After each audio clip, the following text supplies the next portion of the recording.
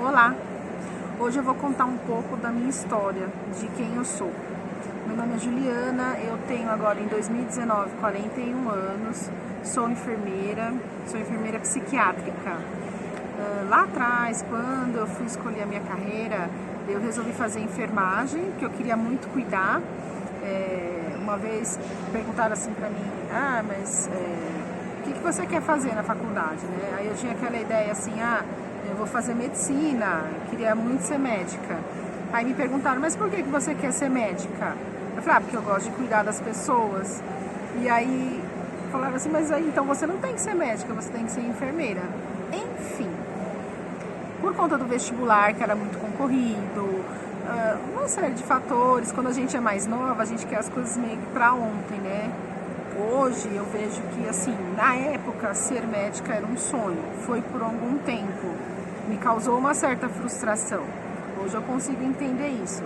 E se eu tivesse ficado mais alguns anos tentando, eu tenho certeza que eu teria passado. Mas não fiz e hoje não me arrependo mais. Sou bem feliz no que eu faço, porque depois que eu terminei a enfermagem, eu fiz especialização e aprimoramento em saúde mental. Então eu sou enfermeira psiquiátrica e é uma coisa que eu gosto muito de fazer. Durante todo esse tempo de formada, eu trabalho na atenção básica, né? Quando eu estou gravando este vídeo, eu ainda trabalho na atenção básica como enfermeira da Estratégia Saúde da Família, que é o PSF, que é a enfermeira do posto de saúde, que trabalha muito com promoção e prevenção nos postos, né? Em alguns municípios aqui no Brasil, a gente tem esse formato, que seria o médico de família. Então, eu faço parte da equipe do médico de família. E dentro da minha profissão, então eu não sou aquela enfermeira do hospital, que fica lá, que faz bastante procedimento, que coloca um soro, que fica na UTI. Pelo contrário, essa parte é o que eu menos domino dentro da enfermagem. Então eu domino muito gestão em saúde e principalmente uma coisa que eu faço bastante é promoção e prevenção. Então a gente faz muita sala de espera, a gente faz muito grupo, a gente faz muita atividade educativa. E como eu sou da área de saúde mental, eu sempre fiz isso voltado para a saúde mental. Então eu fiz muitos grupos de resiliência, grupos de meditação, e cheguei a implementar o acolhimento em saúde mental, que eu atendi esse paciente, ele chegava no posto com os maiores, assim, com sintomas mais diversos que você possa imaginar. Desde que, o meu cachorro morreu, eu estou em luto, ou meu marido foi embora de casa, ou mesmo sintomas graves de depressão, tudo, de crise de mania, esquizofrenia, psicose, tudo que aparecia. E o que eu pude perceber durante todo esse tempo é o quanto que o sistema de saúde não consegue absorver essa demanda. Então, se a pessoa está passando por algum problema que ela não consegue dormir, vou dar um exemplo muito clássico que acontece muito: perdas. O filho saiu de casa, né? Foi fazer uma faculdade, não está mais na casa.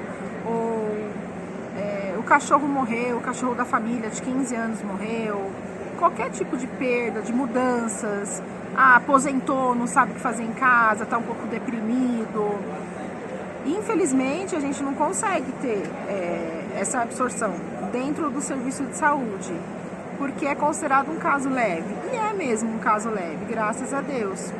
Só que o que eu consigo perceber muito é como essa pessoa não é olhada, e muitas vezes os médicos também, eles não estão preparados para atender a demanda de saúde mental. Eu, na minha opinião, considero também a demanda em saúde mental, o trabalho dentro da saúde mental, uma coisa assim muito surreal. Ou a pessoa gosta muito de fazer, ou a pessoa detesta fazer. E também não dá para impor, né, para que todo médico consiga atender a pessoa que está em sofrimento psíquico. Mas o que acontece mesmo é que essa pessoa não é olhada, ou se ela é olhada do ponto de vista farmacológico, né? Eles dão um remédio para a pessoa, o que eu acho muito válido. Eu sou a favor que a pessoa tome a medicação, porque a medicação Às vezes ela tem que ser tomada de uma forma de uso contínuo, ou ela pode ser, na maioria das vezes, uma muleta para a pessoa conseguir superar tudo aquilo que está acontecendo. Só que o que acontece? É só isso que é feito, né? É feita a medicação como se você tomar uma pílula, aquilo resolvesse os problemas, né, que você tem. E não resolve. É difícil. Às vezes resolve porque a própria pessoa fica um pouco mais calma, se organiza e consegue entender o que aquilo está acontecendo e o que aquilo representa para ela. Só que não que, sabe, igual um antibiótico, a pessoa está com uma dor de garganta, toma um remédio, um antibiótico e sara da garganta, sempre vai sarar. Não é assim que funciona, né? As terapias, a psicologia, os grupos, eles são muito pouco estruturados. E eu sempre vi isso dentro da estrutura de saúde mental. Uma outra coisa que eu quero contar também em paralelo, que depois vocês vão entender o porquê que eu estou chegando nesse ponto, é a minha parte espiritual, como que foi o meu desenvolvimento espiritual. Hoje, eu me considero uma pessoa espiritualista, então assim, eu acredito na reencarnação, eu acredito nas energias, o espiritualista, ele transita por todas as religiões. A gente não necessariamente precisa se encaixar dentro de um determinado credo. Você pode fazer parte, pegar o melhor de cada um, que é o que eu faço, né? Logo no começo, quando eu era pequena, minha família não falava de religião, eu não fui batizada, eu nunca tive que seguir nada. Minha mãe sempre dizia assim, que quando eu fosse adulta, eu ia seguir a minha própria religião, que ela não ia impor nada. E assim foi. E primeiro eu descobri o candomblé, a umbanda, frequentei por algum tempo, depois aquilo não fez mais sentido para mim, e aí eu simplesmente migrei, né, de lugar. Eu fui para a parte do kardecismo e me achei dentro do kardecismo, respondeu muitas perguntas, e aí eu comecei a frequentar a casa espírita, eu comecei a frequentar os cursos, aprendi bastante, né? É difícil falar que aprendeu tudo sobre alguma coisa, né? Mas aprendi bastante coisa, fiquei bastante tempo me autodenominando como espírita. E depois, com o passar dos anos, depois que meu primeiro filho nasceu, você não consegue mais ter aquela assiduidade, né? E aí você vai vendo um monte de coisa em casa e você começa a ver que várias coisas fazem sentido. Você não precisa necessariamente fazer parte só dessa ou daquela denominação religiosa. Então eu comecei a ler coisas sobre o budismo, comecei a ler coisas sobre o ocultismo, ufologia, e aí vai. E aí depois a gente começa a ver um monte de coisa dentro da internet, é tudo muito fácil hoje em dia, e eu gosto bastante. Então assim, eu sou uma pessoa que eu gosto de ver tudo, eu gosto de ler sobre tudo, e se fosse me perguntar hoje qual é a minha religião é o amor. Eu acredito que o amor, ele transcende tudo, ele permeia tudo, ele está dentro de tudo, das coisas boas e das coisas ruins, né? Então, eu sou uma pessoa que, da parte da ciência, sou enfermeira psiquiátrica, e da parte pessoal, da parte espiritual, como queiram falar, eu sou uma pessoa espiritualista.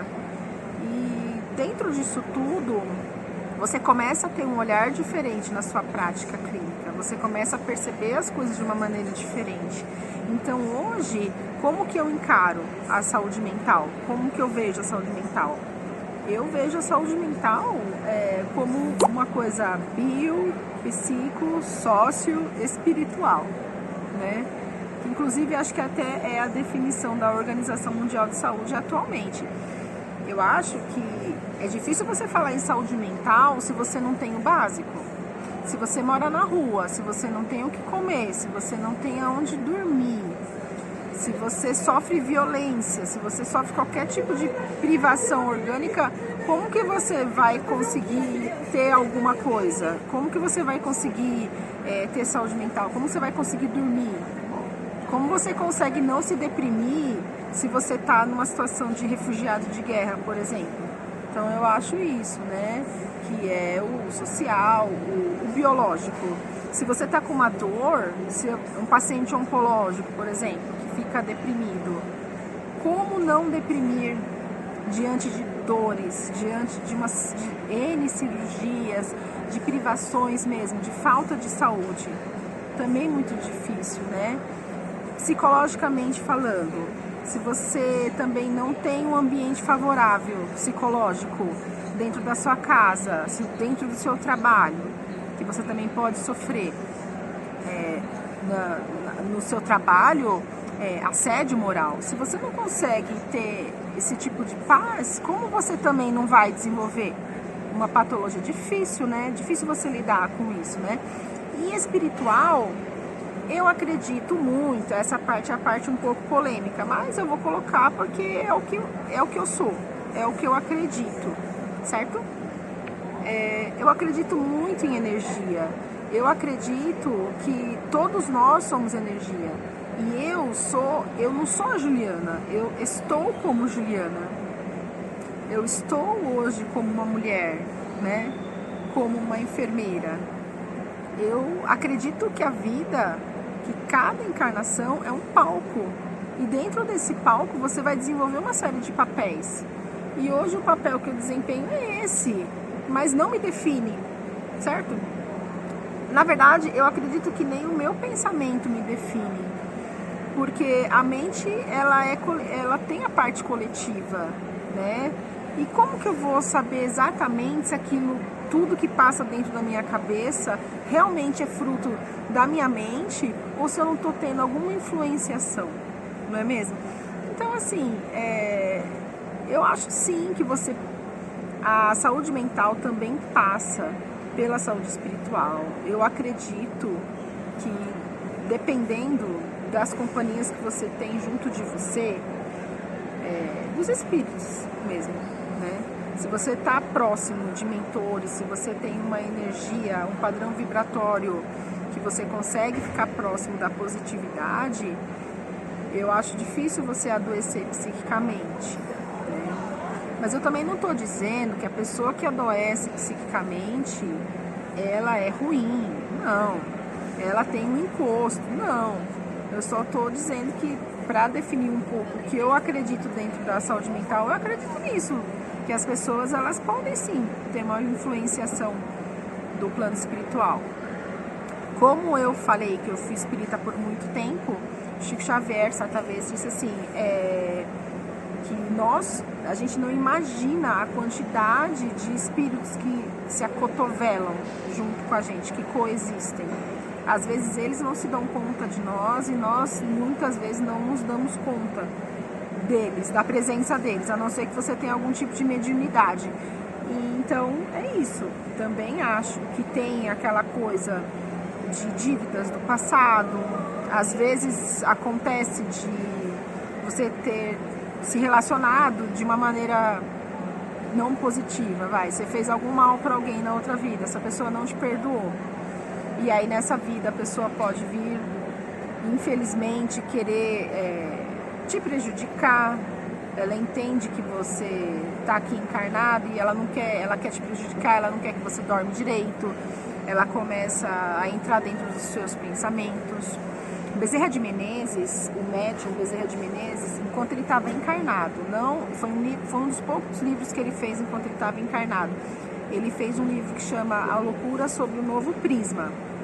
Esse livro é até difícil de achar, eu acredito que só ache em sebos.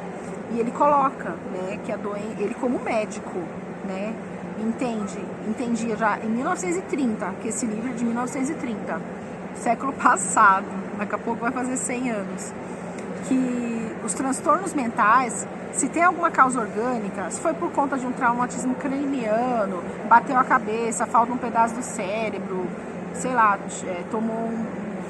teve uma pancada, qualquer coisa que mexeu na estrutura do cérebro, você pode dizer que que é uma doença orgânica.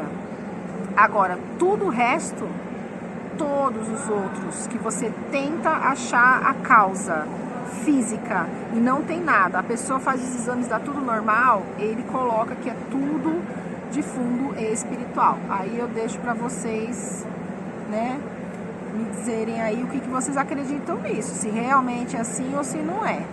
Mas, só lembrando, para você classificar uma doença como doença mental, você precisa excluir todas as causas orgânicas. Por isso que você faz um monte de exame, o médico pede todos os seus exames para ver se está tudo certo com você, exames de sangue, exames de imagem. Por quê? Porque se você tiver alguma causa orgânica, você vai tratar essa causa orgânica, entendeu? Você pode estar com uma encefalopatia, por exemplo, por conta de uma insuficiência hepática dentro do seu fígado, ele não está funcionando direito, então ele não joga para fora o que é para jogar, certo?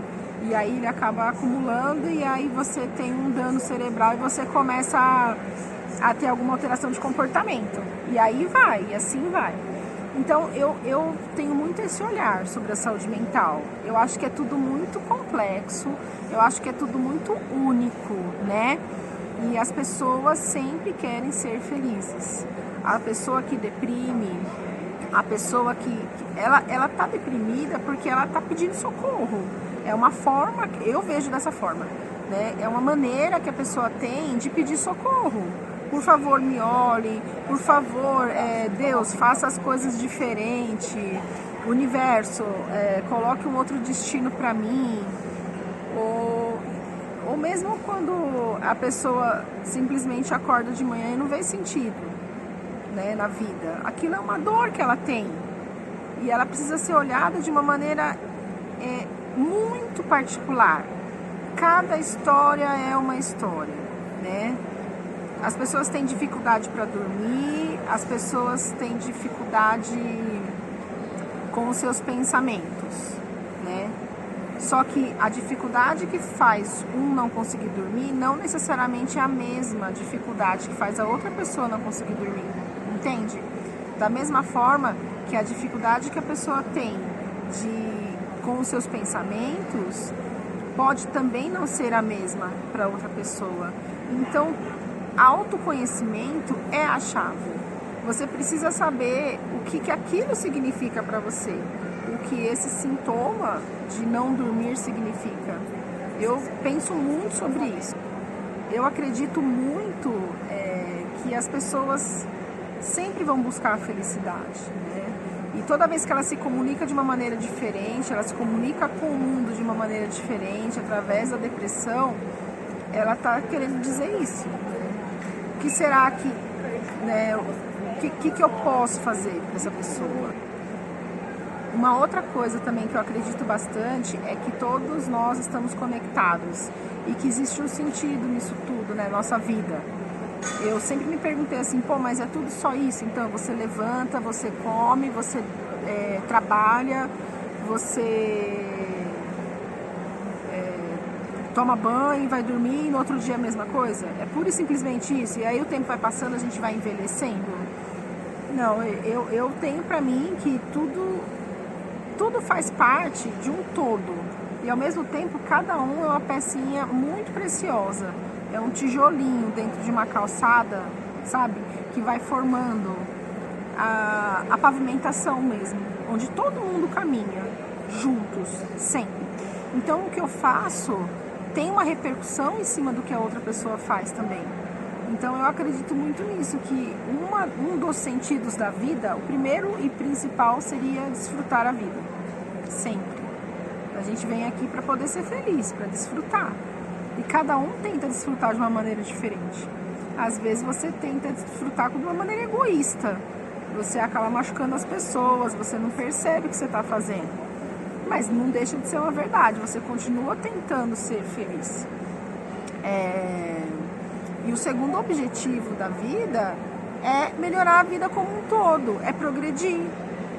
A gente progride individualmente e a gente vai ao mesmo tempo progredindo a sociedade. Olha só, a gente olha como que era 10 anos atrás e agora. As coisas vão modificando e vão sempre para melhor, gente. Ninguém quer voltar na época que não tinha nada.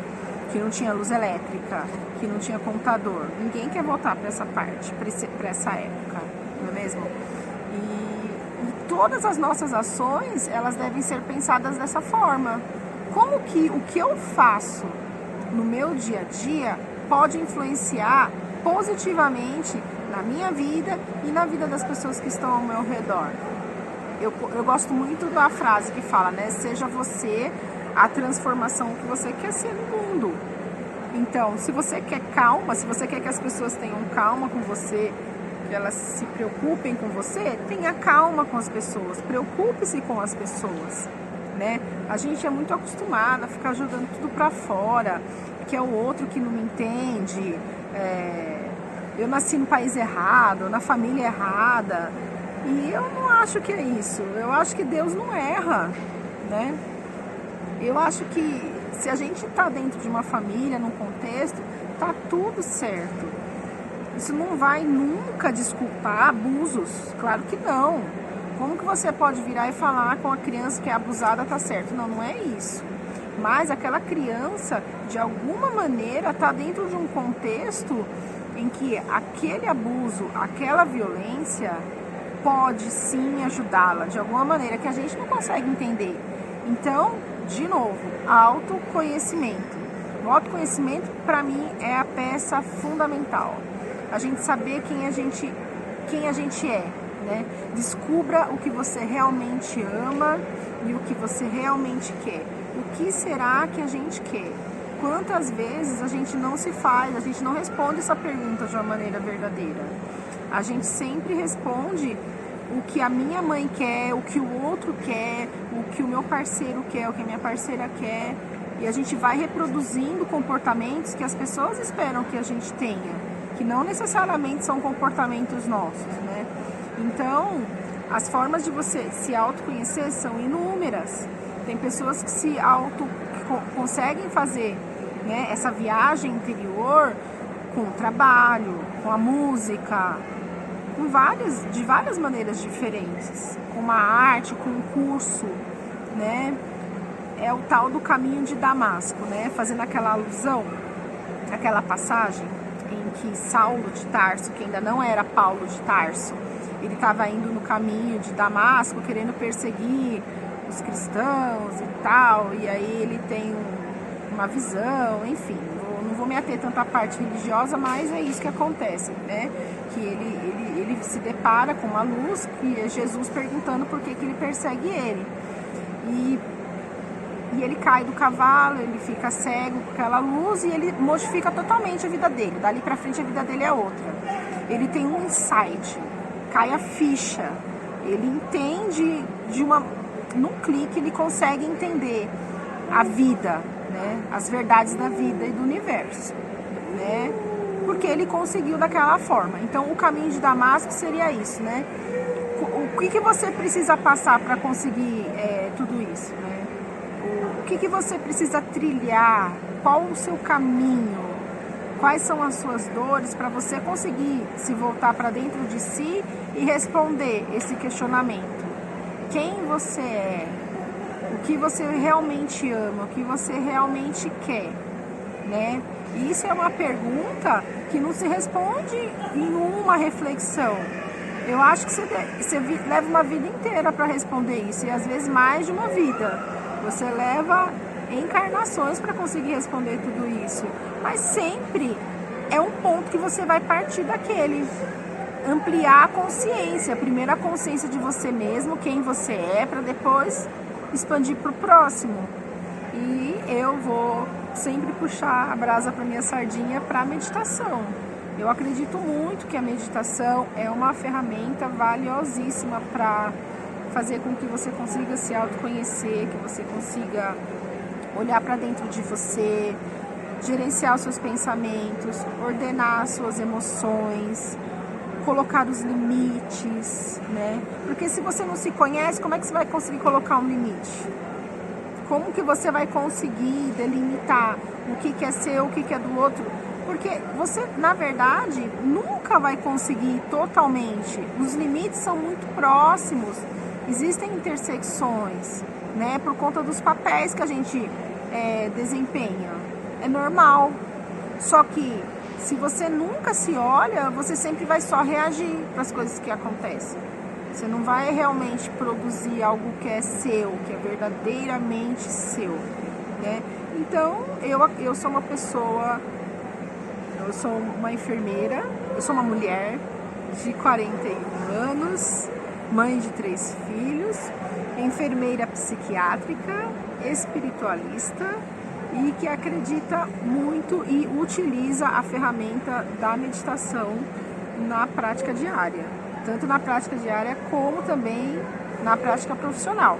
Atualmente eu tenho um grupo de meditação na UBS que eu trabalho, que é bem legal e tudo, e que eu consigo sim fazer a diferença, né? A meditação consegue fazer a diferença na vida desses pacientes. Eu acho muito gratificante, eu gosto bastante dessa parte. Toda vez que eu falo de saúde mental, é uma coisa que eu vou falando e faz muito parte da minha vida, é como se encaixasse, né?